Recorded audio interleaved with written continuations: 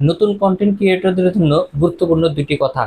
Reels upload করতে গিয়ে যে সাউন্ড আমরা অ্যাড করি, এই সাউন্ড থেকে যে কপিরাইট হতে পারে তা আমি আপনাদের দেখাচ্ছি। চলুন দেখা যাক।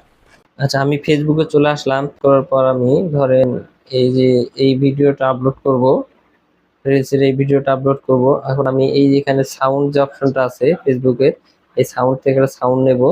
তাই অ্যাড সাউন্ডে ক্লিক করলাম, ক্লিক করে সাউন্ডটাই নিলাম, নিয়ে অ্যাড করলাম।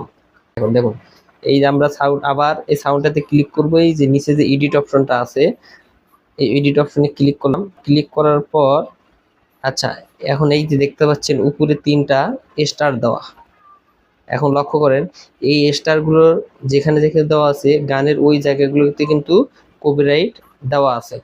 আপনি যদি এই গানটা ইউজ করেন তাহলে কিন্তু কপিরাইট খেতে পারেন। এখন একটা বুদ্ধি আছে, এখন উপরে এই যে সাদা অংশ দেখতে পাচ্ছেন, এই অংশটা যদি সরায় নেন, দেখেন এই যে অংশটা, এই অংশটা যদি সরায় নেন, নিয়ে পোস্ট করেন, সেক্ষেত্রে কপিরাইট নাও আসতে পারে।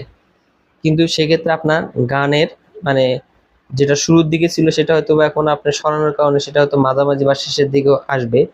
সেই জন্য আপনি হয়তো বা গানের মূল যে আকর্ষণীয় অংশটা সেটা নাও পেতে পারেন।